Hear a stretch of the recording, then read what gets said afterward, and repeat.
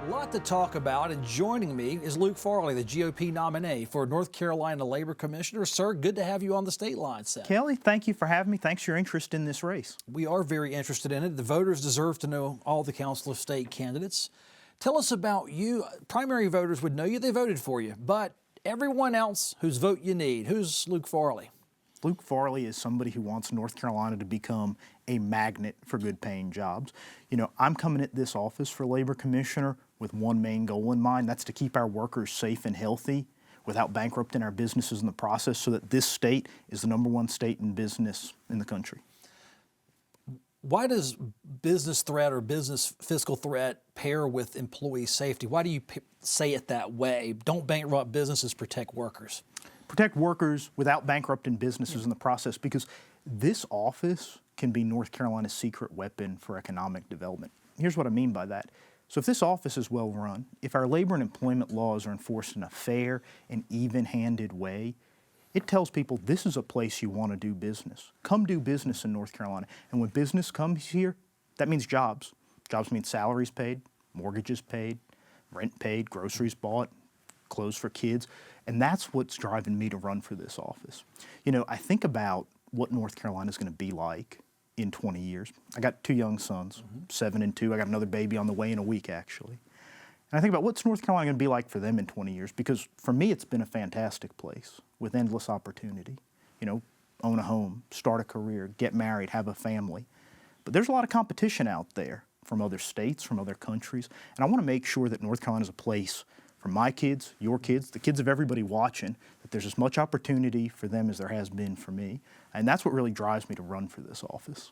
In business climate, Forbes, I think, rated us barely #2 behind Virginia in business climate. So, you know, you're trying to gain that 1/2 of 1% if we're to follow your platform. So how are labor laws being administered in this state currently? Well, they're being administered smartly, right? We have had 24 good years. First 20 years with my friend Cherie Berry, the elevator queen, as a lot of your viewers may know, a friend of mine who's endorsed me. Then 4 years with our current commissioner, Josh Dobson, but 24 good years of common sense leadership at the Labor Department, and we need to keep going in that direction. I'm going to be a commissioner in the mold of Cherie Berry and Josh Dobson, doing that common sense leadership that promotes job growth in North Carolina. I saw where you're an OSHA lawyer, so you're in worker safety or representing businesses with OSHA. Which is it? What does that job mean in the private sector? Yeah. So I have a wealth of experience working with the laws and regulations that this department enforces. You know, I'm not a politician. I'm coming out of the private sector, and I want to take that private sector experience I've gained and make North Carolina a better place with it.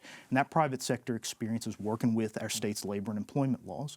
The work I've done has made workers safer and healthier and businesses more secure. Now I want to take that experience and bring it to the whole state.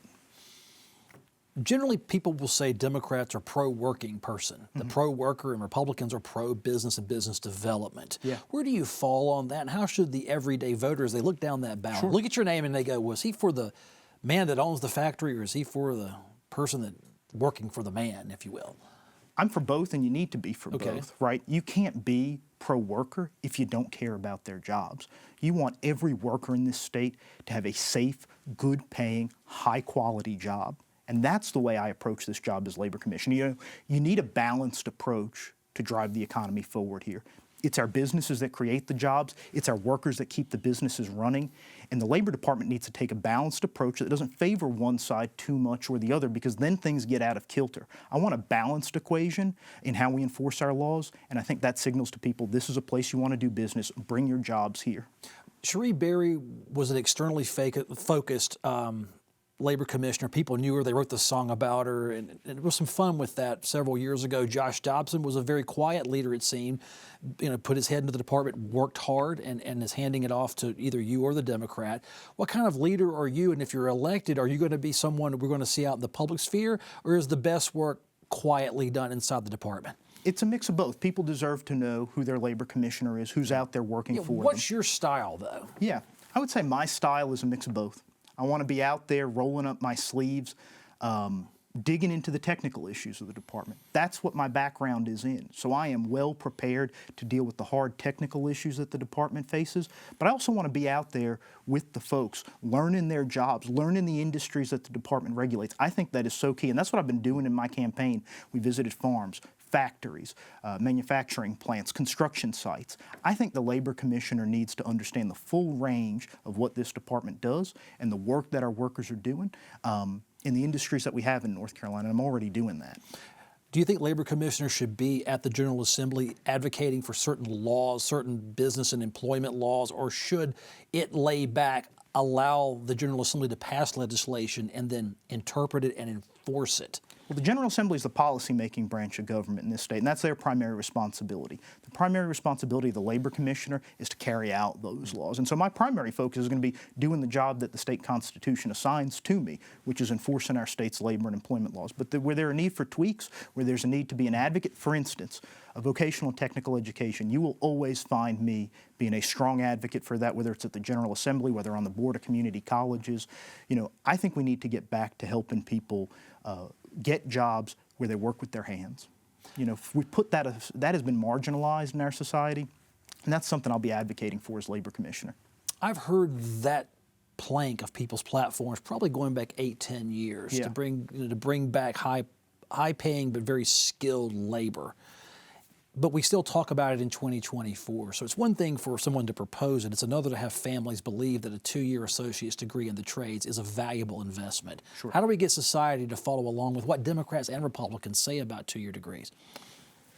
I think you demonstrate very clearly that, for instance, construction makes more millionaires than any other industry. It's something where you can take a 2-year degree or 2 years of vocational and technical training and education and turn that into something where in 10 or 15 years you can have a business that you can sell. And we need leaders who are pushing that. And so, you know, the Labor Commissioner serves on the Board of Community Colleges. I'll be there every step of the way saying our community colleges need to be focused on creating these kinds of jobs and preparing people for those kinds of jobs, because they're not the kind of thing that's going to go away with AI, right? Lawyers may get replaced by AI, but plumbers, electricians, HVAC technicians, they're not going to be losing their jobs. Would you weigh in on federal issues? If there's an immigration debate and an immigration crackdown, it's going to affect blue-collar job positions in this state, no doubt about it. Where do you see your role in that? If immigrants come in, they're taking some jobs, and if immigrants roll out, they're opening holes that may not be filled. Well, I mean, the number one job of the Labor Commissioner is to keep our workforce safe and healthy and to look after the general well-being of the workforce in North Carolina. And that's a sacred responsibility, right? Our people in North Carolina are our strength, and I will always be advocating for what's best for the workers in North Carolina to keep them safe, healthy, and prosperous. Is there one policy you would like to absolutely see passed and implemented as Labor Commissioner that you, as a lawyer, you say this is a missing part of labor regulations that is needed and it's sensible? And there's a million regulations out there. I don't want to put you on the spot with, but is there somewhere you'd like to see legislators sort of massage to make it either better for workers or better for workers and employers? I think the policy that we need to advocate most strongly for is making sure we filled all the positions in the Labor Department, right? I mean, we have a Labor Department, there are some vacancies there, and it makes it harder to carry out our job. It puts more strain on the people who are in the department now, the employees there. You know, if you've got 8 people doing the job of 10, that's tough. So the number one priority as a policy perspective for me is to make sure we filled all the vacancies and that we have an adequate number of safety and health inspectors for our workers, also our elevator inspectors, amusement ride inspectors, you mentioned that earlier. So that's the number one thing I'll be focused on from a policy perspective, is making sure positions are filled and the job's getting done for the people in North Carolina. Is there any chance you could work smarter, because small government means less jobs, means make it work with what you have? Absolutely. We will do what we can with the resources we've got, and I do think that sometimes we just have to do more with less. This is a common problem in the public sector, private sector. It is hard to fill jobs right now. We will do more with less, and we'll be creative. Maybe there's some uses for technology, AI or algorithms to help us direct health and safety inspections to those employers that are most likely to violate our health and safety laws. And I'm certainly open to doing that. You're right, that's a conservative approach.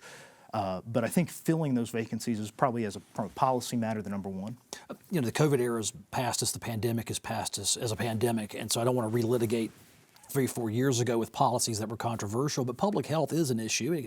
You brought it up during the primary, and your campaign literature talks about masking, vaccines, paid time off, state rules that could address a future pandemic. Yes. How closely should you work with the Department of Health and Human Services of either type of administration, Republican or Democrat, to keep workers safe if that requires mandates?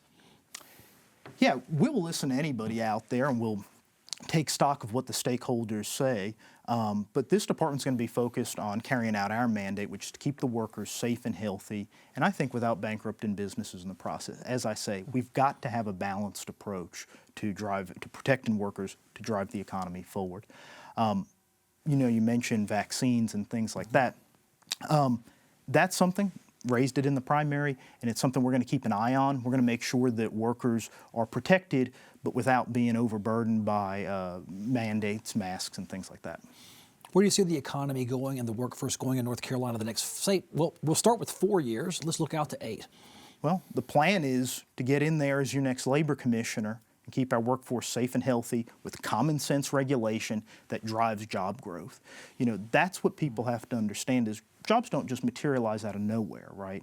They're created, and they're created under certain good conditions. We have good conditions in North Carolina. We need to keep those conditions going. And a lot of businesses will come to you and to the legislature and say, well, if you regulate us at all, it's going to cost jobs. How do you weigh the counterpoint to make good, sensible regulatory decisions? How do you do that? That's what I'm saying. It's a balanced approach. We need some regulation, of course. Of course. And we have a lot of regulations on the books. It's about common sense enforcement of them and effective enforcement of them in a way that protects our workers. And so you do that by targeting the people most likely to do bad things. You know, there are absolutely bad apples and bad actors out there. And when I'm labor commissioner, they're going to get the book thrown at them. But everybody else, we want to work with them to help them do the right thing to keep their employees safe and healthy. This is Luke Farley, GOP nominee for North Carolina Labor Commissioner. He'll be on your statewide ballot. Down just a bit from Harris and Trump, but be there nonetheless. Stick through it. Cast a vote either way and fill that ballot out.